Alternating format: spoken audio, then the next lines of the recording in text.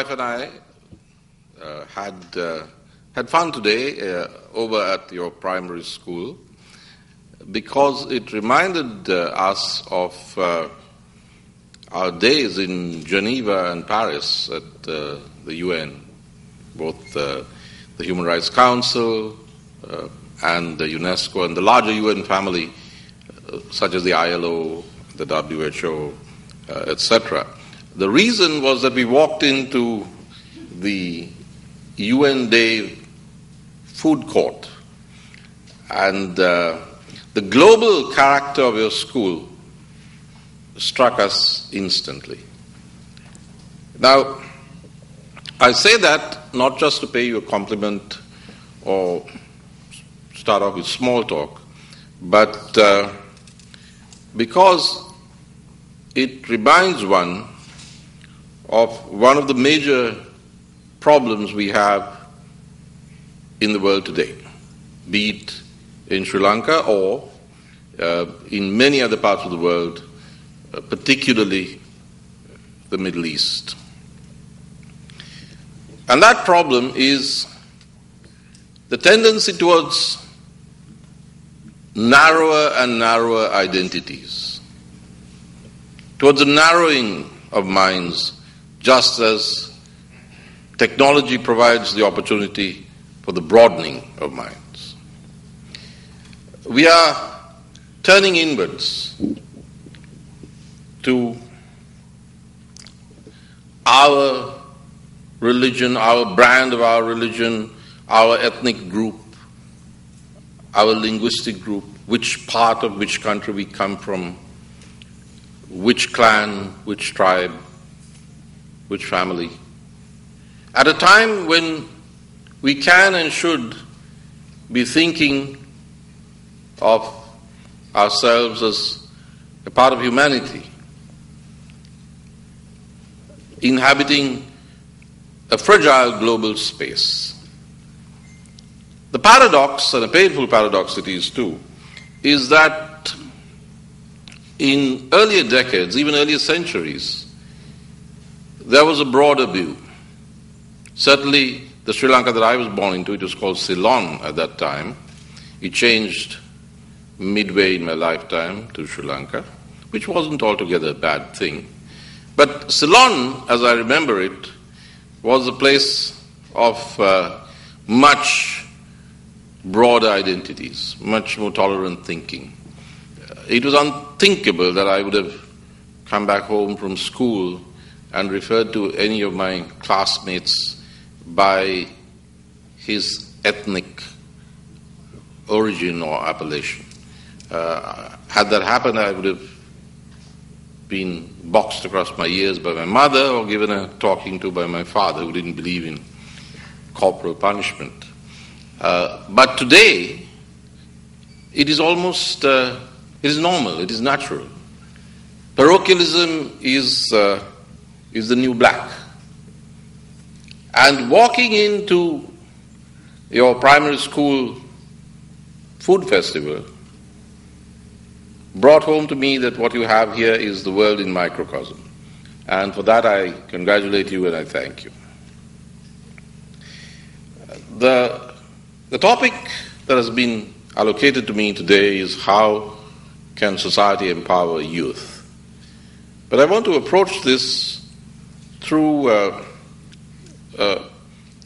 very brief reflection on what the United Nations means and how the values of the UN, which we should recall on this UN Day, can be of service in the empowerment of youth.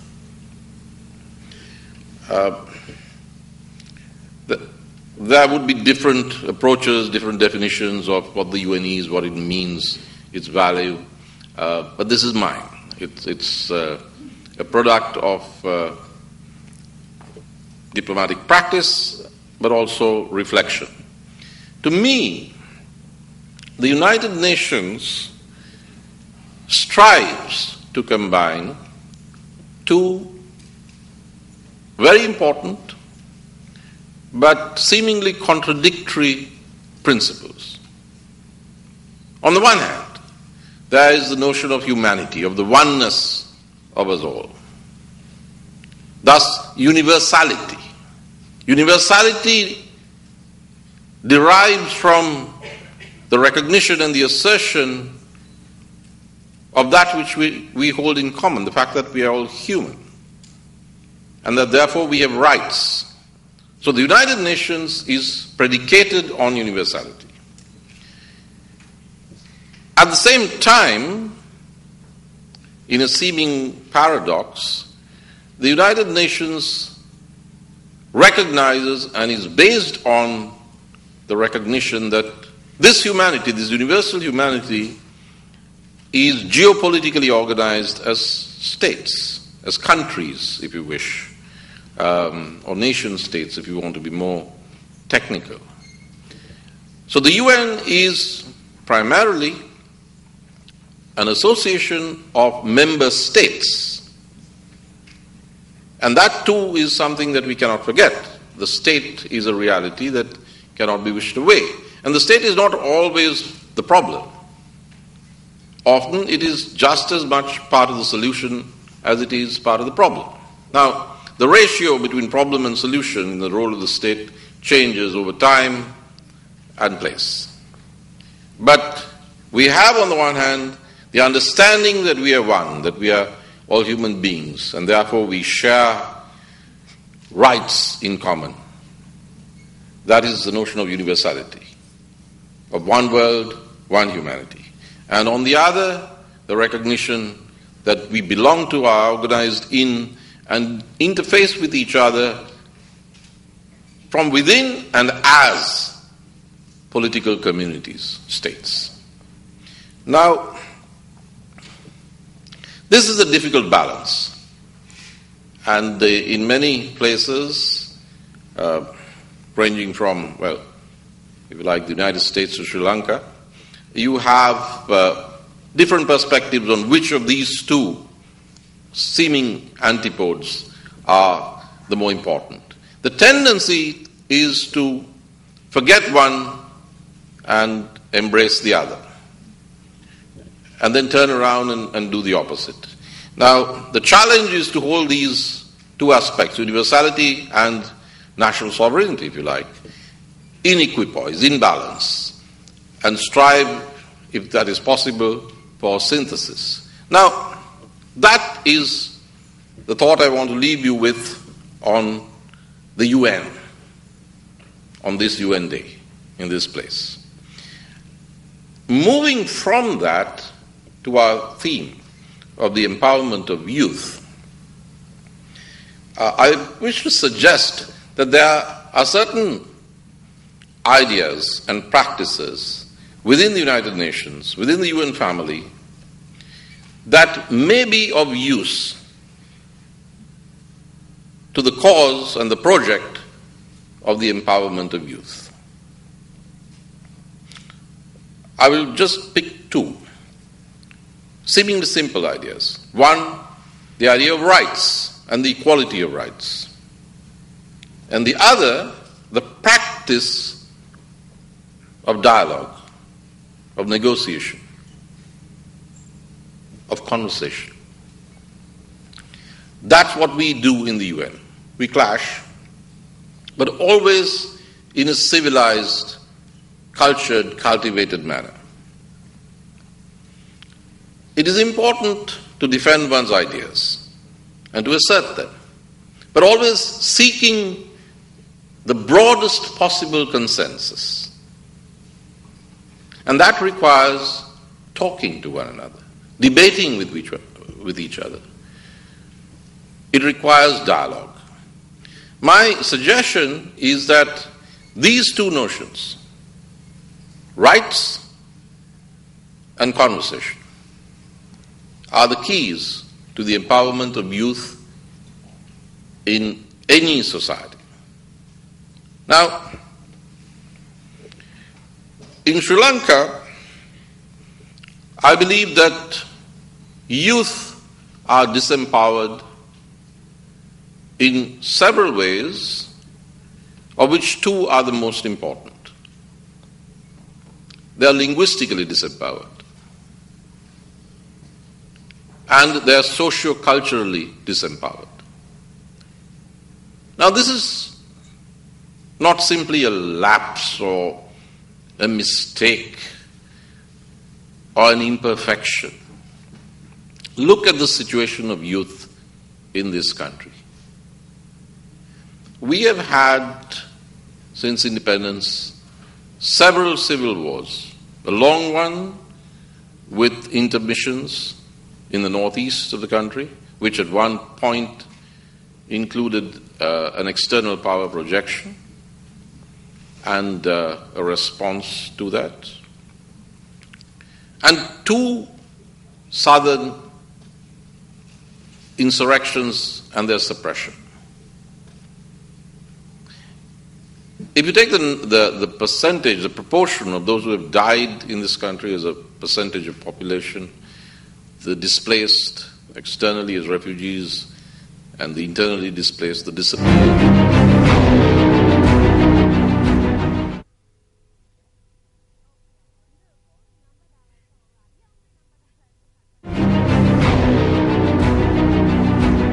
What are we really talking about? We are talking about young people who have been killing each other. Young people. The older people, the older generation, produce the policies and the orders. The young people produce the dead. That has been our contemporary history. Now, add to that the statistic issued by the World Health Organization that Sri Lanka rates the fourth highest in terms of suicide.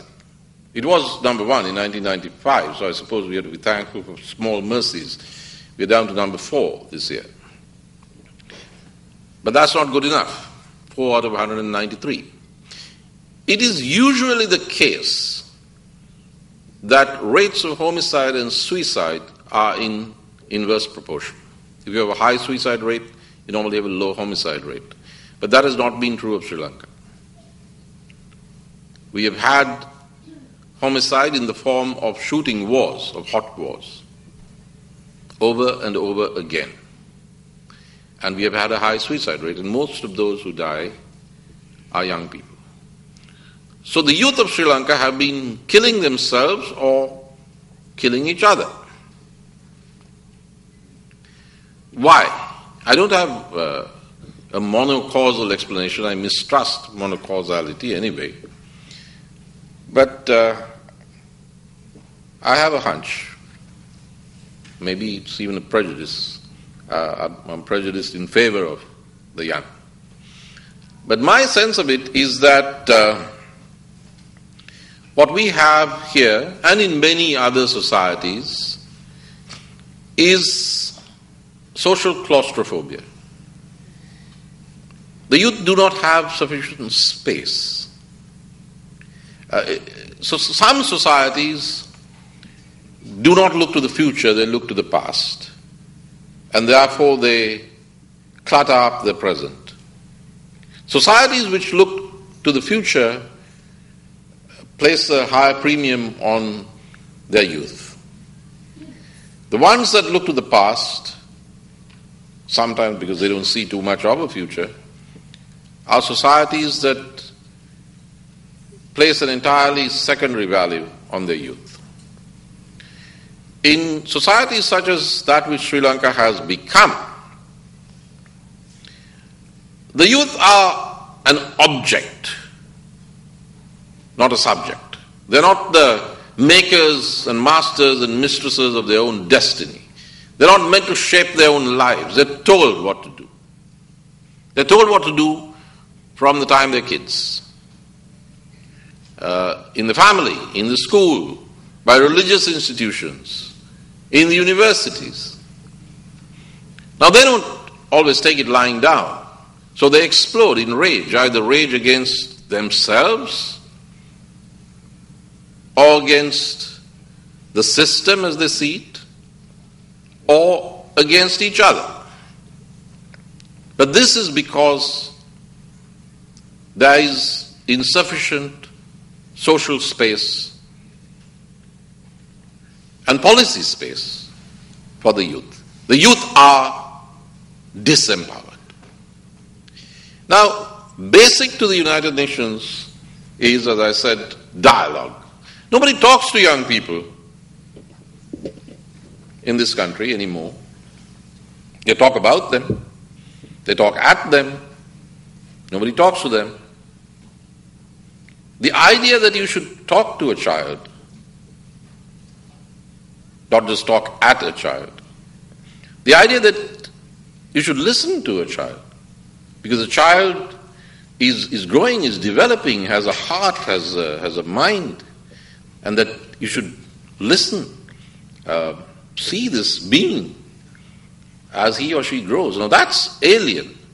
That's alien to the values that govern this society. Children are not supposed to talk unless they're spoken to. And nobody really speaks to a child. Nobody has a conversation.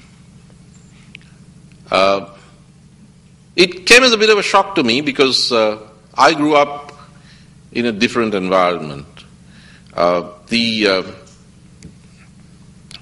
The pinnacle, the apex award of the annual journalism award ceremony in Sri Lanka, instituted by the Publishers Society and the Editors Guild, is named after my father, Mervyn De Silva. So the highest award of the night, which is a pen nib in a different color from the other awards, is named after him, and I didn't pay a cent for that to be done. That was the industry, the journalists who paid tribute to his contribution. Now, I grew up with Mervyn as a father, and Lakshmi, my mother, who taught at Sri Lanka's premier Catholic convent, and was therefore what we may euphemistically call a disciplinarian, had a different notion of child rearing. My mother was tough. I mean, I learned the notion of tough love very early in life. But my father always believed in talking to me from the time I was a kid. I can't remember when we didn't talk. Not that he was around much, but when he was around, we talked. So it came as a bit of a culture shock to me that was very, very exceptional indeed. And if somebody were to ask me what I attribute my successes in international diplomacy to, I would say the fact that my father and I talked. Not that he taught me. I mean, he taught me by example. In that sense, he never told me this, that, or the other. But we talked. Now, that is something that doesn't happen here. Nobody listens, and if you don't listen, you can't talk. You only talk at. You don't talk with your children. A culture that does not have a conversation with its children and continues that conversation with them when they are young adults, when they're in their teens and they're growing up, that is a culture that disempowers youth. And if you disempower youth, then they seek power in all the wrong ways, through violent responses. Because there is no other way to be heard, no other way to participate, no other way to express their frustrations and their hopes and their dreams. So those dreams curdle into anger and then explode. And that's why we have had hundreds of thousands of young people dying violently, never making it to old age in this country.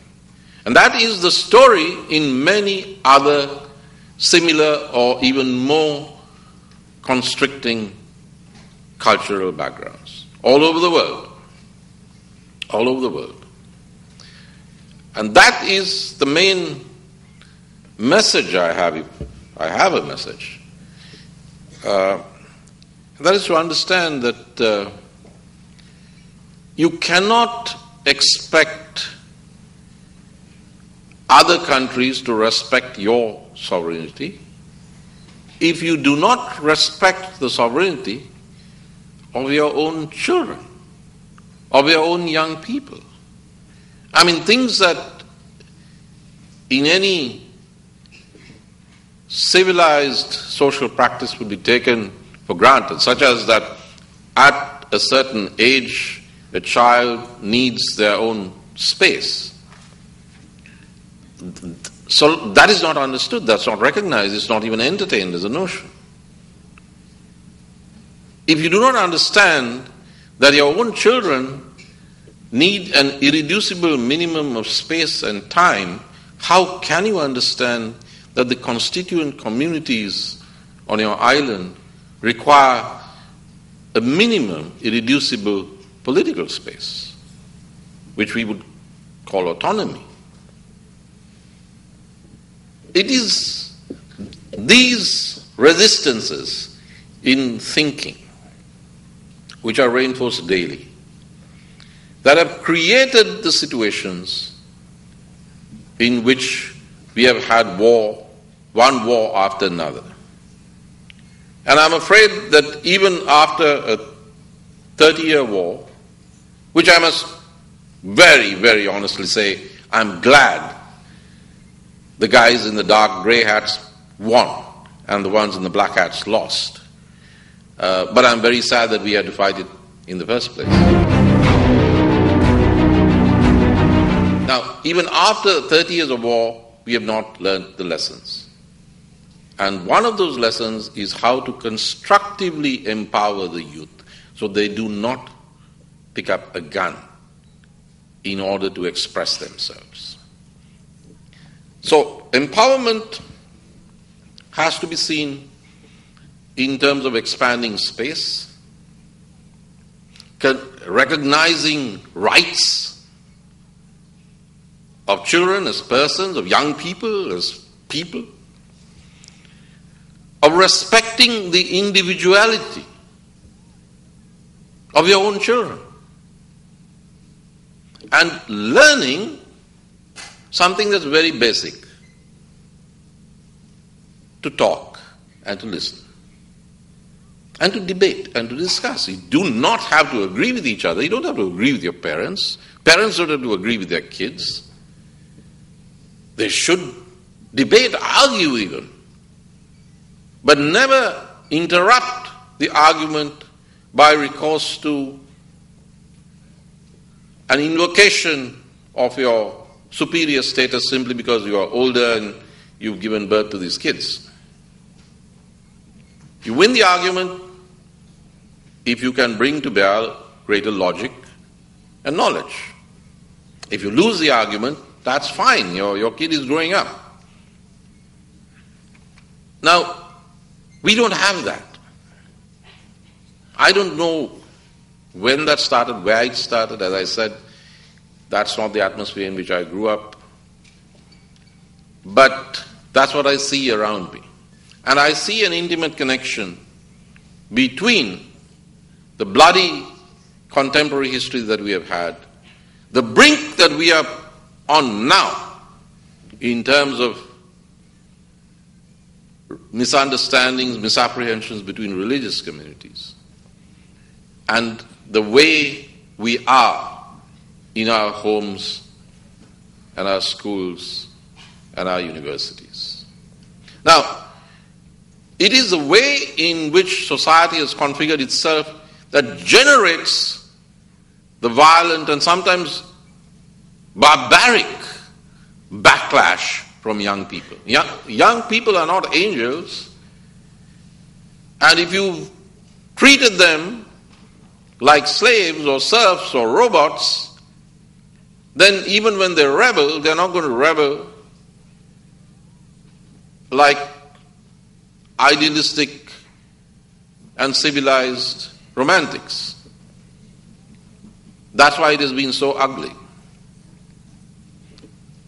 They are what society has made them. I did say that in Sri Lanka, the youth is linguistically disempowered. The young people of Sri Lanka have been prevented by a monolingual policy from reading world literature. How many of these books are translated into Sinhala? How is it possible even to think of translation into Sinhala and Tamil, though it's easier because of Tamil Nadu to translate works from English and French and Spanish into Tamil. But the policy of monolingualism has cut generation upon generation off from understanding their feelings and their experiences through the lenses of literature. So they are being constricted. The youth have been imprisoned within a policy of monolingualism, monoreligiosity, monoculturalism, and everything that is not universal. So when they lash out, they do not do so on the basis of universal values. Unlike, for instance, in Latin America, where when there is a rebellion, it is informed by the ideas and the spirit of the Enlightenment. Now, how can we change this? Of course, we need politicians who are young and educated and who have an experience of the world, who would rise to the top and seek to make these changes. But that's an obvious answer. The change, the empowerment of youth in a constructive way, has to start from where we are. And that's each of us, all of us, wherever we find ourselves in the daily practice of our social being. In the workplace, in the home, in the church, in the temple, in the university, in parliament, wherever we are. Just start talking to each other. Not just adults to the youth, but youth to each other. I mean, how many young people in Sri Lanka or in many countries in the world talk to other young people across religious, provincial, linguistic, gender, and class barriers? Break down those barriers. Have a conversation. Talk to each other. Ask each other what it was like. If you're in Sri Lanka, ask each other what it was like to be at the end of a suicide bomber's blast or an air raid. Just talk to each other. Ask them. Reach out. It doesn't matter which end of the ideological spectrum they come from. Some of the brightest people in the parliament in Sri Lanka today are educated, university educated, relatively young MPs from the radical left. I think they make the most intelligent contributions in parliament. Talk to them. You don't have to agree with everything they say. Talk to them. Talk to each other. Because if young people don't talk to each other, if young people do not create their own alternative social space, their own alternative way of being, their own alternative way of doing things, then nobody's going to talk to the young. You start among yourselves. You empower yourself through breaking down barriers, reaching out, talking to each other, through a conversation. Pick up a guitar. Start playing the percussion. Dance together. Translate each other's poetry. Date each other. Make love. Sing. Do it. You can. And that's much better than thinking of other young people as the other. Oh, okay, they're the Muslims. They're the Catholics. They're just young people. They're just like you. They're, maybe the guy is BBS. I don't like them, but if they have a point of view, find out what it is. Hey man, why are you so mad at everybody? Come on. Tell us.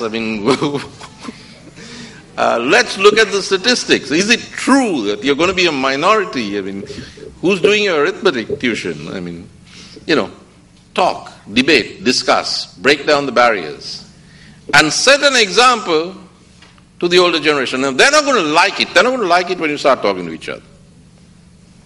They're not going to like it. And talk to them. Listen to the adults, because they may come across authoritarian, but they've been young at one time. They've been kids too.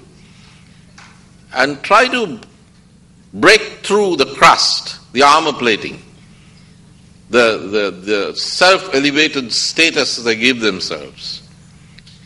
And keep trying to have a dialogue with your parents, with your teachers, with those in authority. But stand up for what you believe. I mean, don't knuckle down. I mean, don't give up. Don't give in. Play your music. Introduce your folks to your music. Listen to theirs. Some of it may not be all that boring. Some of it is. But this is what I want to tell you. This is UN. The widest possible circles. Widen your circles. All cultures, all countries, all provinces. The more diverse, the better. The more representative, the better. That is the essence of pluralism. Search. There's a journey. We all have a journey. The disempowerment of young people begins with the decision to prescribe the journey of young people, of children. We decide for you. No. And you can say that politely. We do that in the UN. We say no, but we say it politely. Understand that you are entitled to your space, but defend that space intelligently, with your knowledge, with what you've read. Tell people what you feel. If they don't want to listen, it's their loss. Talk to each other. And the adults must begin to ask the younger people,